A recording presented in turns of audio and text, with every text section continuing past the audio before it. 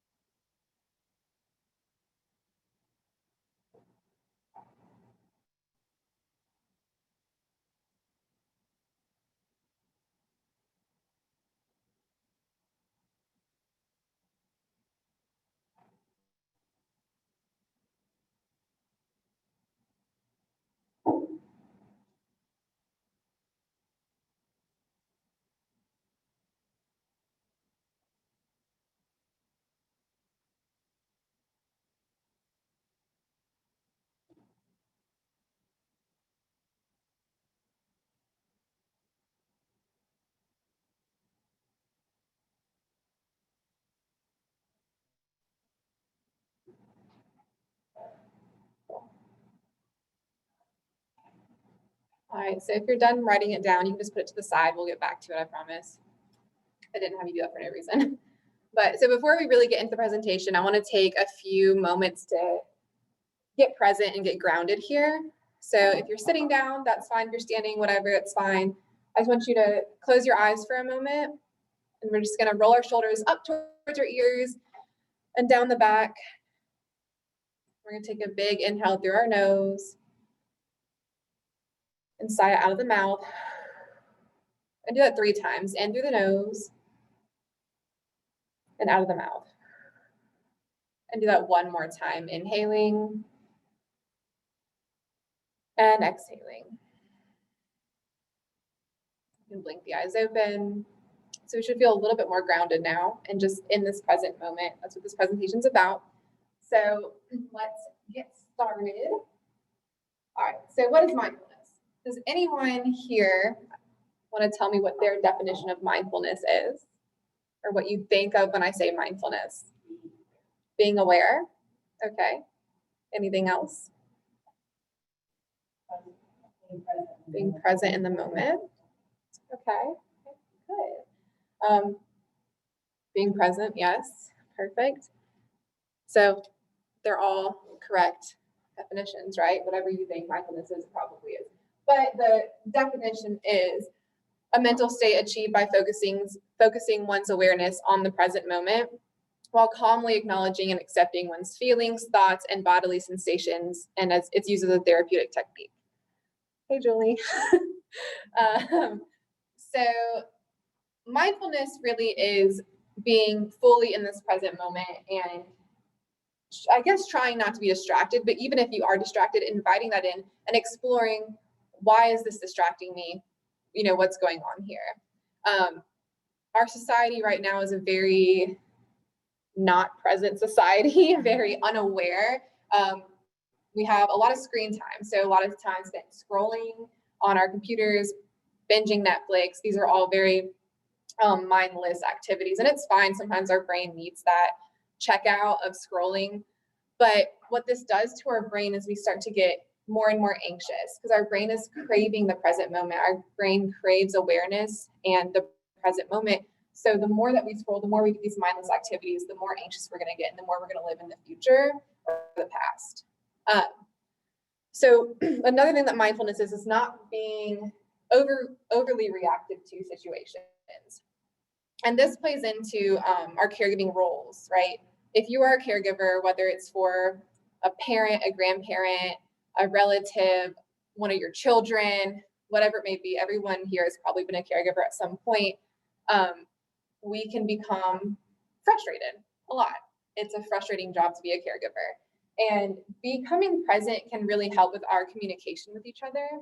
And even if it's not in a caregiving situation, but just in our daily relationships, our friendships, our relationships, our familial friendships. So how can we learn to understand each other? How can we learn to be more mindful in a situation? So thinking before we react. So if someone says something that upsets you or you think it's going to set you off, taking a step back and thinking about, how do I want to react to this and how should I react to this, instead of immediately reacting. And this will help calm a lot of the conflict that could happen. So also just being here now. So being in this present moment, like we are here at this presentation, I hope that y'all are in the present moment and here with me instead of scrolling on your phone or distracted over here and over here. And mindfulness is a quality that everybody has. So no one is born like without mindfulness and not being able to be present. We all have it. We just need to learn how to access it. So we'll get more into that of how do we access mindfulness and how do we become more present, but yoga and fitting mindfulness into our everyday life. And it can be practiced in almost any area of our life, such as brushing our teeth, walking the dog, going outside, sitting down in our chair, eating a meal. All these things can be practiced mindfully. And mindfulness is an evidence-based, and there has been, there it is, scientific studies saying that mindfulness can help with depression, anxiety, a whole bunch of different issues. So this I added in, this is CBT, cognitive behavioral therapy. If you're in the mental health field, I'm sure you've heard of it before. And I like this graphic. It's the basis of CBT, but it's also a very mindful thing to look at. So it looks at your thoughts, your behaviors, and your emotions. So how we think affects how we act and how we feel. So this is all like, I think CBT is very based in mindfulness, and I think that's like, whoever created it was probably a very mindful person who probably practiced yoga as well. I don't know that though. But so it starts with your thought, right? So we have this thought, and then we have a behavior that follows that, and then that leads to an emotion. So I think that, you know, say like, it usually is in a situation. So say I drop my phone on the floor, the screen cracks. I can do one or two things. I can get really upset over it and have this thought saying, oh my gosh, the world is ending. This is the worst thing that's ever happened to me. And that leads into a behavior. I might start crying or freaking out and leads into an emotion. So this is now going to make me extremely upset, depressed, super anxious, lead to an anxiety attack. When we can all stop at the thought, right? All of that can stop right at the thought part.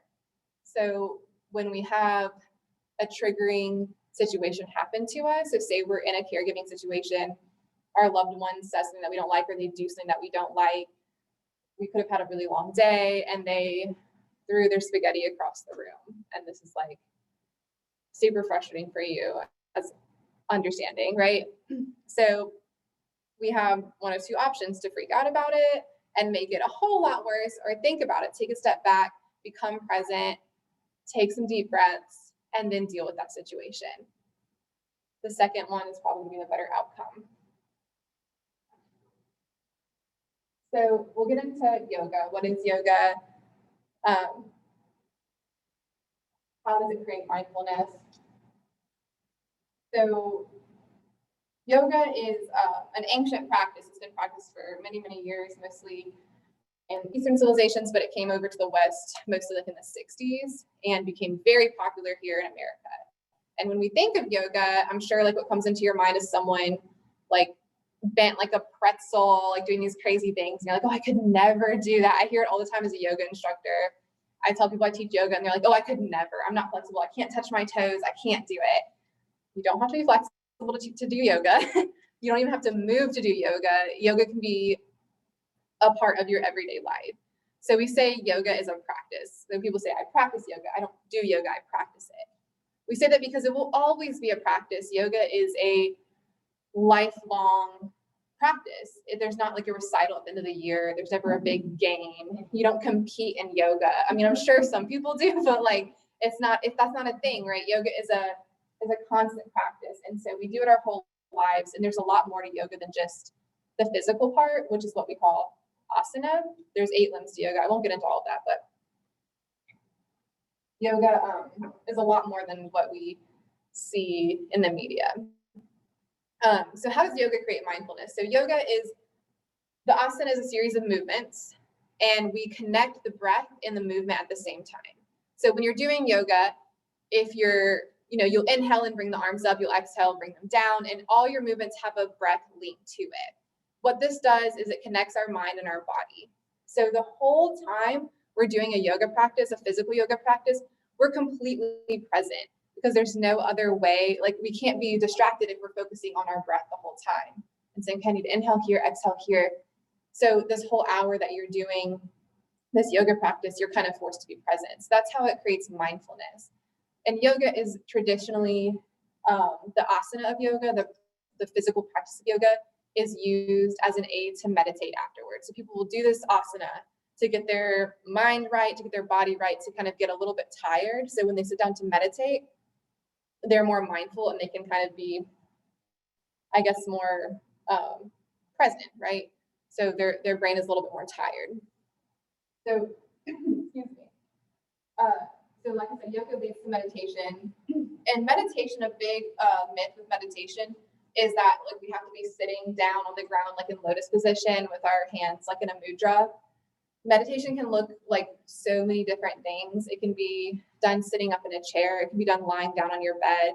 It can be done walking. So meditation is whatever you want it to be. And it doesn't have to be your mind is completely blank for an hour of meditation. You could do 5 minutes just focusing on exploring your thoughts. So a lot of people are terrified of meditation because they think it's too hard. Oh, my brain won't shut off. I can't meditate. I hear that all the time. I can't meditate. My brain won't shut off. You can meditate, and you don't have to shut your brain off to meditate. The more you meditate, the more you become and you sit more present, the more used to it your brain's going to get, and it's going to become a lot easier over time. So I recommend starting with like 5 minutes a day, in the morning, at night, whatever, and then slowly building up from there. Do 5 minutes a day for a month, 10 minutes a day, 15 minutes a day, and get somewhere where you're really comfortable with it. And again, you don't have to do it just sitting down and like bored. That's not fine. And I did this little graphic here. It's just your brain on yoga. I'm not going to go through all of it, but I thought it was a cool graphic. Kind of goes through what's going on in your brain during yoga. So if you want to look at that, you can. You guys all have the presentation.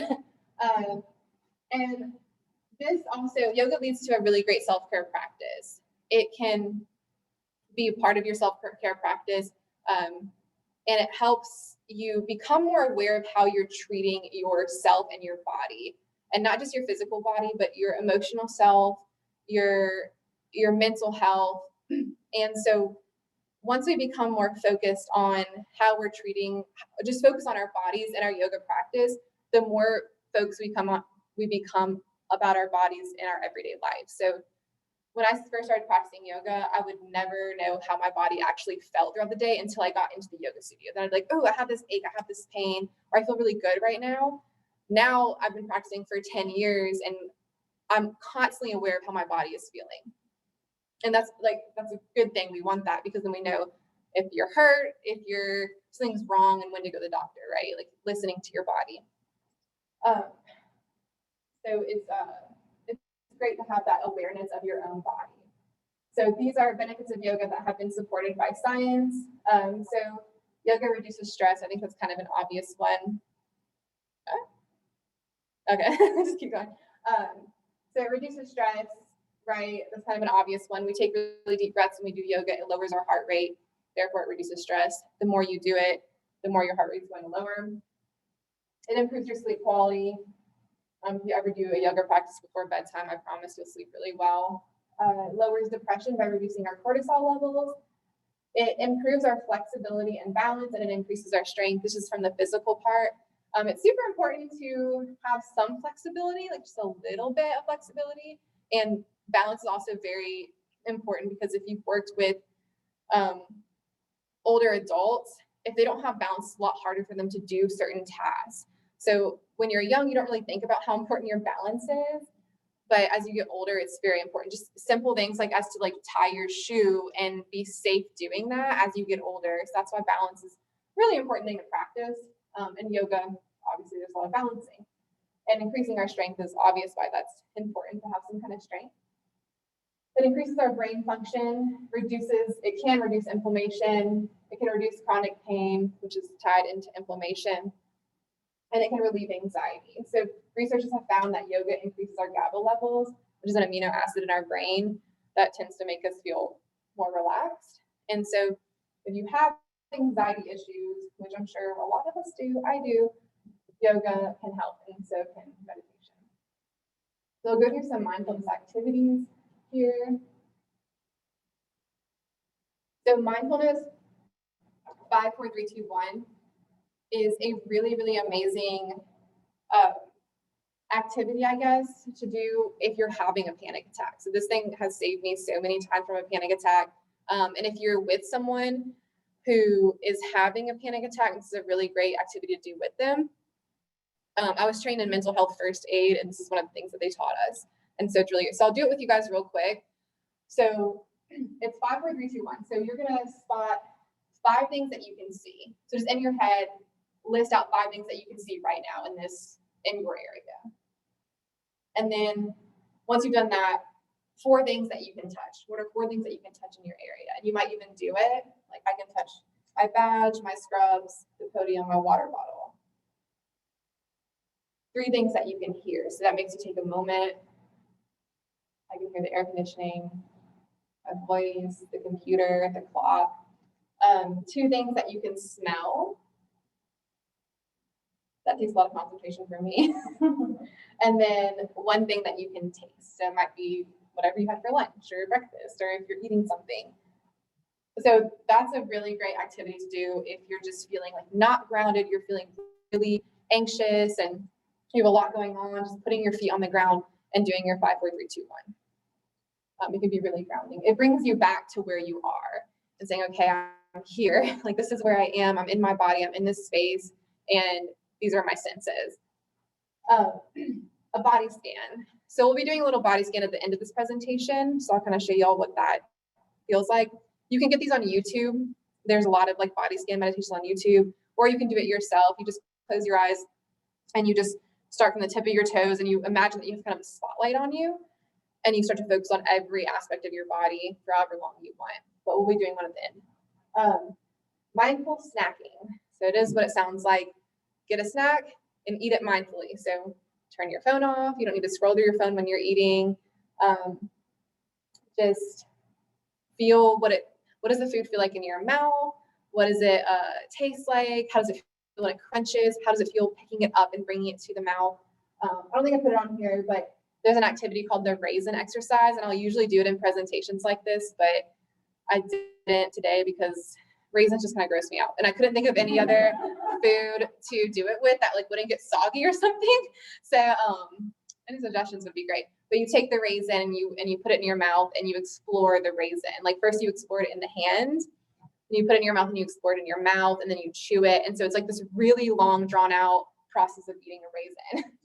So like try it next time you eat something, like be very slow and mindful. Like what does this food feel like and taste like? And what does it feel like to crunch and swallow? It sounds weird, but it's actually like really interesting to do.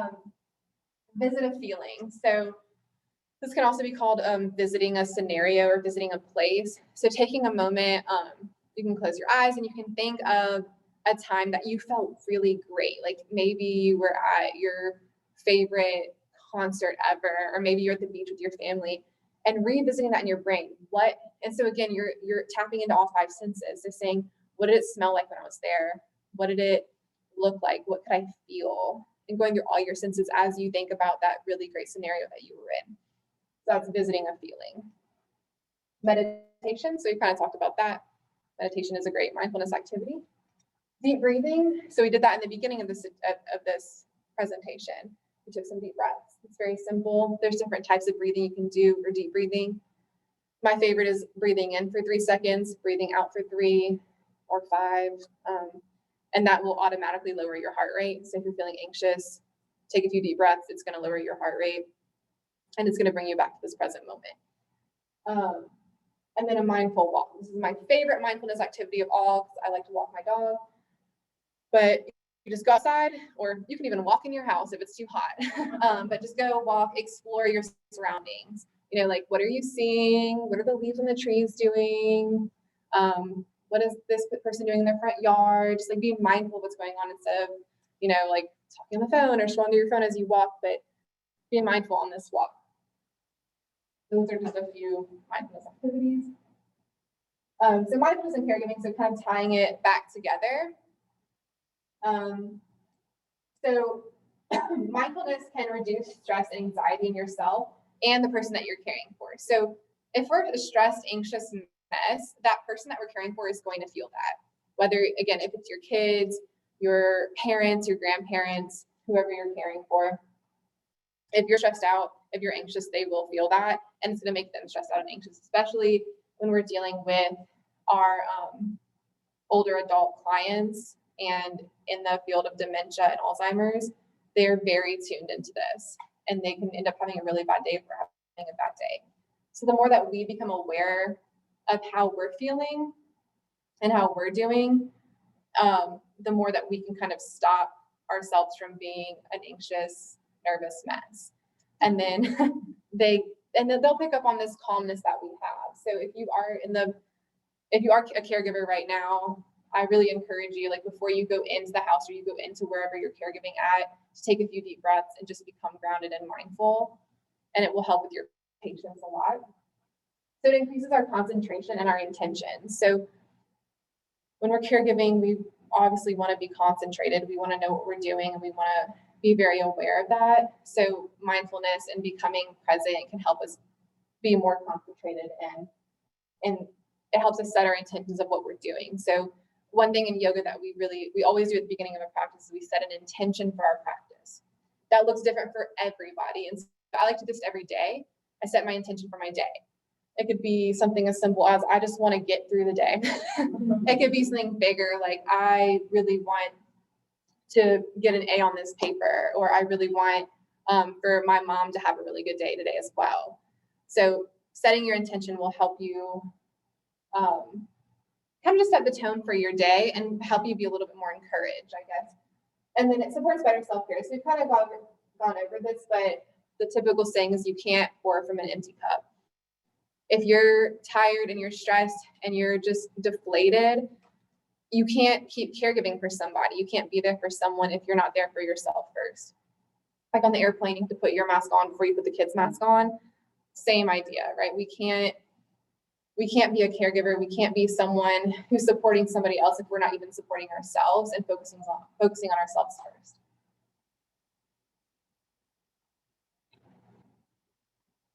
So we're going to talk about building mindfulness into our everyday life.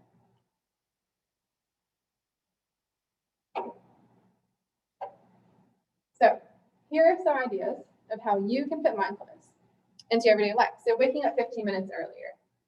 And by that, it just gives you some time to, like, how many of us wake up like right when we have to get up and rush out the door? Like, we've all been there. Like, we get up, we throw our clothes on, do whatever we have to do, and then run out the door. And we feel so stressed out when we do it. And I don't know why we keep doing that. Like, sometimes it's bound to happen, but waking up just 15 minutes earlier gives you some time to do whatever you got to do. You can maybe make your bed, do a mindfulness activity, take a few deep breaths, actually eat breakfast. Take pauses throughout your day for deep breaths. For this, I have a timer on my phone that goes off every 2 hours for me to take 5 deep breaths. And it has seriously improved my anxiety, like, so much. So I highly recommend that if you do deal with any kind of stress or anxiety. Eating mindfully. So we've gone over this. Every time you eat, putting your phone away, putting your distractions away, and actually being there with your food and eating. This also will help overeating and undereating. So being present and mindful and intuitively eating is a really great practice to have just for our overall health. Limiting mindless scrolling. We all do this. Like, how many of us scroll right before bed or right when we get up? Like, I do. But if you have an iPhone, they have a setting that you can put, like, restrictions on your phone at a certain time. So like at 9 p.m., like, all the social media apps will go to where you can't click on them. and you can set it to like the next morning. It's a great tool. I am guilty of sometimes like turning it off so I can go on the app like that night, but it's a great tool. The more we scroll mindlessly, the more our brains are just going to be way too overly stimulated. Like waking up in the morning, the first thing we see is like Instagram or Facebook. We see all these crazy videos and these things that upset us. That's going to start our day off pretty poorly, like pretty poorly. So put your phone in another room and get an old school alarm clock instead of using your phone as your alarm. Then you're less tempted to get up and check your phone. Get up without a screen in your face. You know, it's a great mindfulness activity. Thinking before reacting, so we've already gone over this. Doing a 5-minute meditation during the day, at night, in the morning. Again, you can be in bed while you do this, just try not to fall asleep. But there's a ton of great apps. There's Headspace, the Zen app, the Mind Body app, and then YouTube, of course, all have really great little meditations. Do 10 minutes of yoga. So again, YouTube is a great tool for that. If you don't have access to a yoga studio. Journaling. This is one of my favorites, but taking a moment in your day to journal. I like to do this at the start of my day, in the beginning. So instead of scrolling, maybe you open up your journal. You journal for 5 minutes about your dreams or whatever happened that night or how you want your day to go. Gratitude journal is also a really great one. Just listing off 1 or 2 things that you're grateful for every day. Again, so gratitude, kind of went over that, just saying or thinking or writing down something that you're grateful for every day helps you really realize how great your life really is and what you have, what your blessings are. So now we all wrote our routines down. Beginning of this presentation, I would like you to write down a new routine for yourself. And I want you to add at least one mindful activity into your routine. So how can your routine become more mindful? Doesn't have to look that different.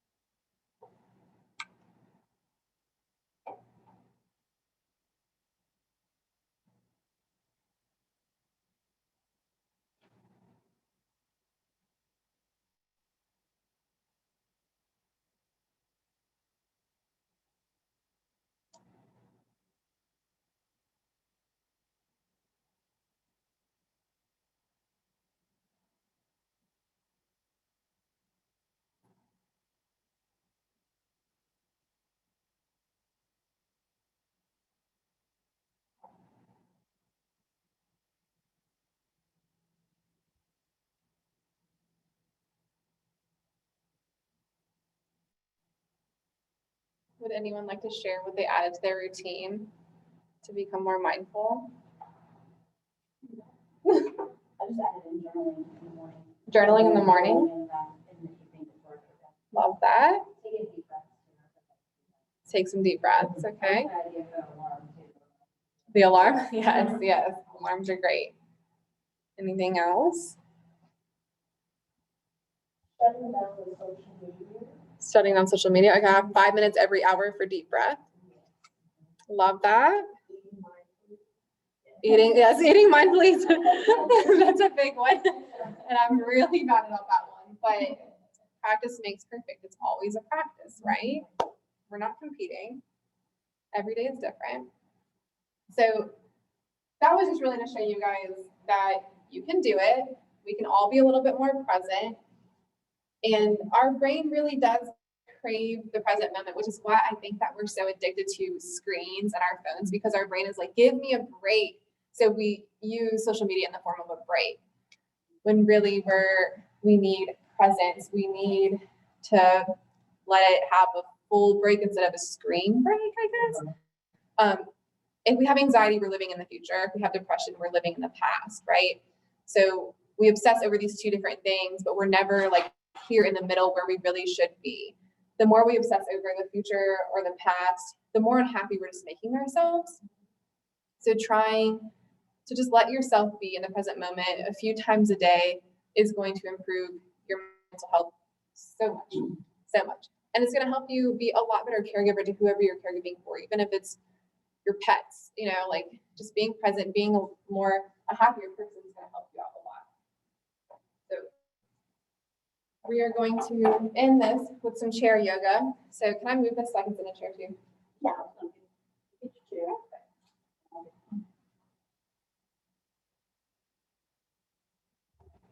Sit right here and just take off the box. It's so high. Yeah. I hope everyone's sitting in a chair. This is perfect. Yeah. All right, so we'll start. Excuse me. We're all going to close our eyes for a moment.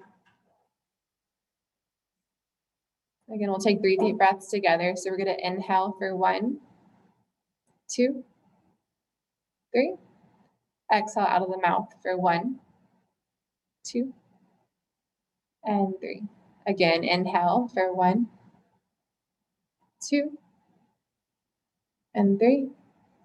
And exhale for 1, 2, 3. One more time like that. Inhale, 1, 2, 3. And exhale, 1, 2, and 3. Blink the eyes open. We're gonna take the shoulders up towards our ears. And we're gonna roll them down the back. We're gonna do that 2 more times. So up towards the ears, roll them down the back.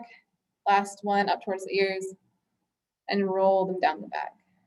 Good.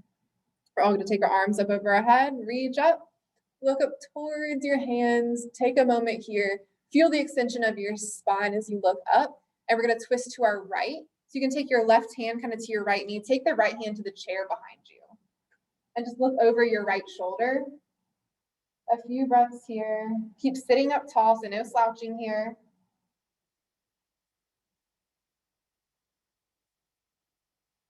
Good. Bring the arms back up overhead as you come back to center. Exhale to the other side. Right hand to your left knee, left hand to the chair behind you. You're gonna back pop here. Sit up really tall. Deep breaths. Good. You're gonna come all the way back up through center, reach the arms up overhead. And you're gonna take your hands to your knees. And I want you to round your back. Round your back and tuck your chin towards your chest. We call this cat pose. It's like a scaredy cat, right? And then on your inhale, I want you to push your belly forward, arch your back, and look up. You kind of pull on your knees. Good. So exhale again, round your back, tuck your chin. Inhale, arch the back, stick the belly forward, look up. 2 more times like that, cat cows. So exhale, you round that back. Inhale, you come forward. Last one, round the back, exhale. Inhale, come forward, arch the back. Good. Then straighten the spine again. And then I want y'all to see my legs. Scoot back. So we're gonna take our right foot and we're just gonna cross it over our left knee. So it's kind of like the number 4, okay? And I want you to flex that right foot so it's straight. And you can stay here. You might already feel this in your hip, or you can start to kind of just lean forward into it. And we're gonna hold for a few breaths. I want you to breathe deep as we're doing this. Our hips hold a lot of stress and tension, so exhaling it out will help a little bit.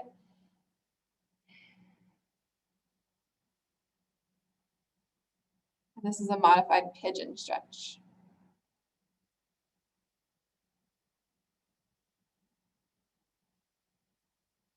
Good. You can come back up if you fold it over. And then you're just gonna like lady sit, so like knee over knee, right? And this is kind of the same, but we're gonna twist again. So take your left hand to your right knee and kind of pull it towards you, and then right hand behind you. And so you might feel this a little bit in your IT band, which is the outer side of your right thigh. And then you're twisting as well.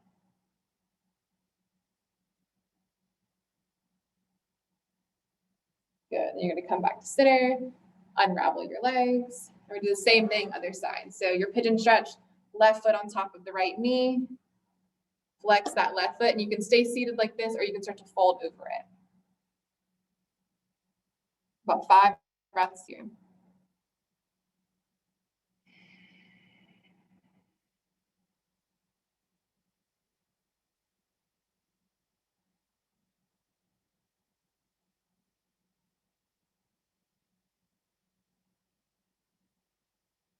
Good, then come back up.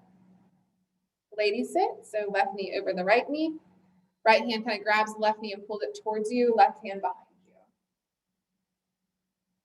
Look over your left shoulder.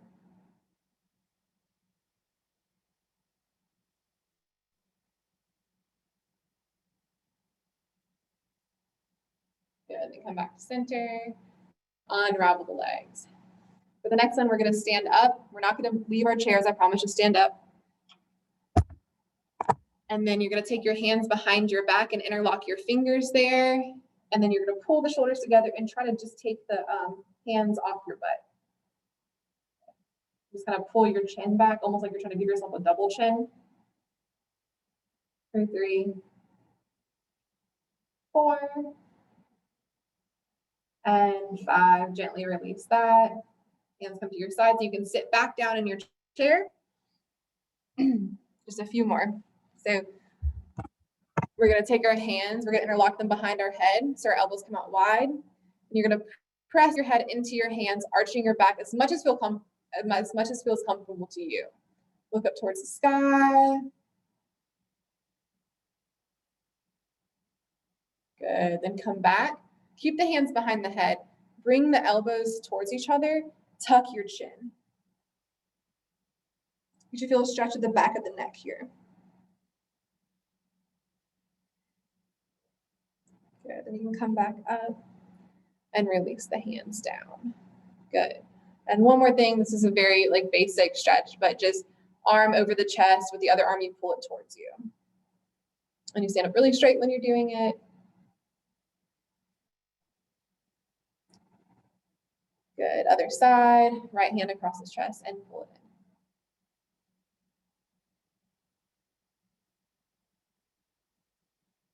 in. Beautiful. And then release. And that's it. That's our chair yoga. We'll get into our meditation now. So our body should feel a little bit more relaxed and loose.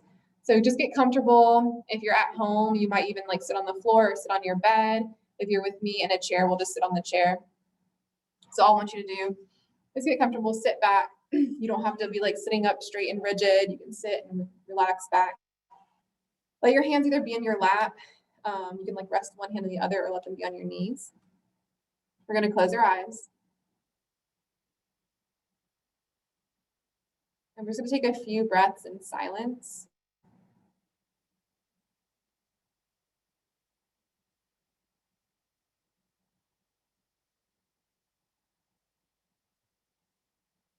Just be aware of where your mind goes.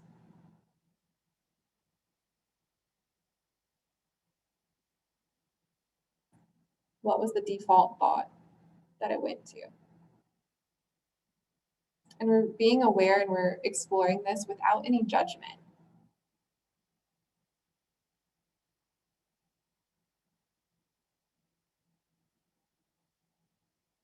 However we feel today is how we're supposed to feel today. If it were supposed to be some other way, then it would be.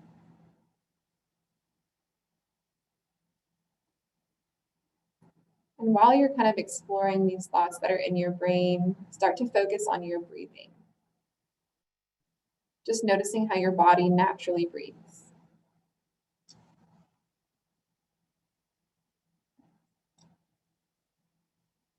Are you breathing from the belly or more from the chest?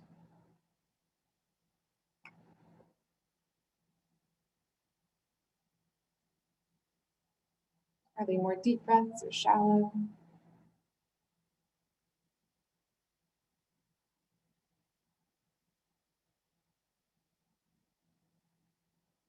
Start to become very aware of your body and how it feels. Starting with the feet. What are the feet touching? Might be the ground underneath you. You might wiggle your toes and feel your socks or your shoes around your feet.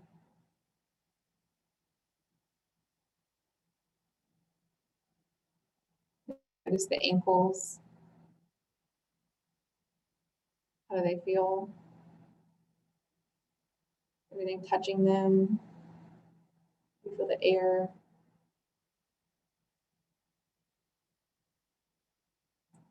Moving up to your calves and your shins.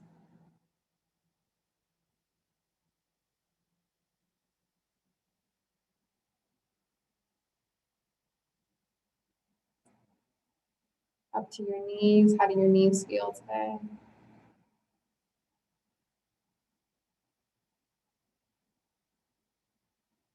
To your thighs. Imagine there's a spotlight on you, and every time I mention a body part, that spotlight is on that body part.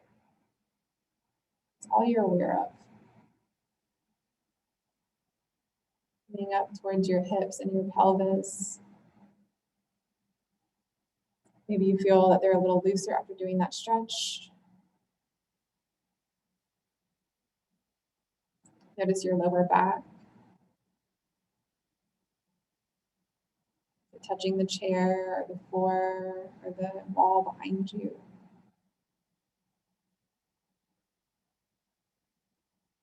Notice the belly. Try to relax the belly. Let it be soft. Notice how the belly moves with each inhale and exhale.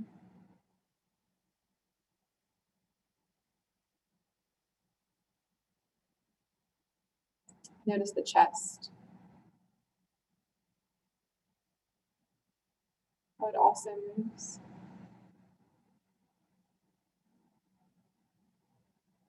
Notice the shoulders.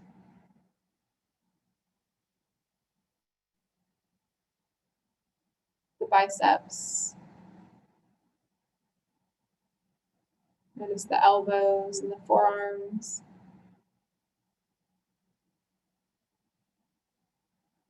Notice the palms of your hands, your fingers and your fingertips.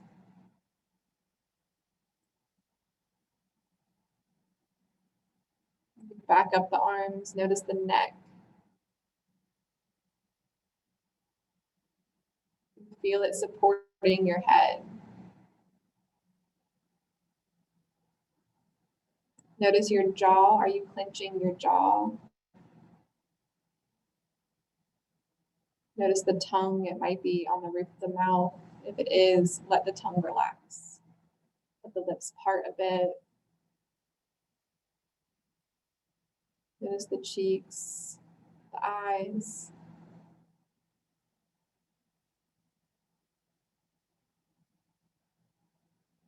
Top of the head. Relax the face.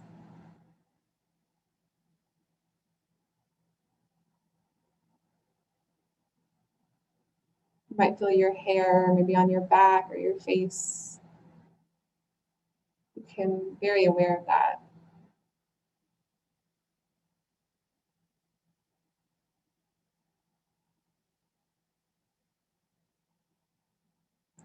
Start to feel gratitude for your body, for bringing you through this journey.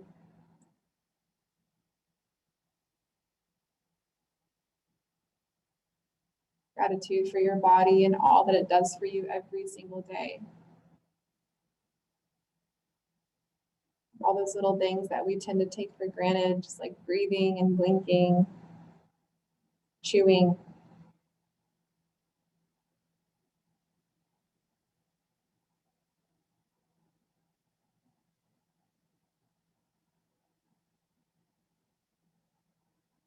Find gratitude for this community, for the people around you and your loved ones.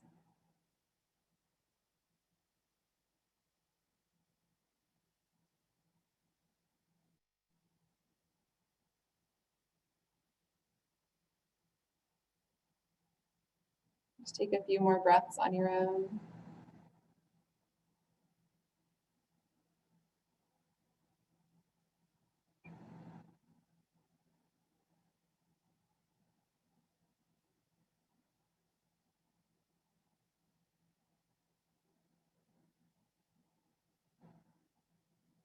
We'll start to blink the eyes open.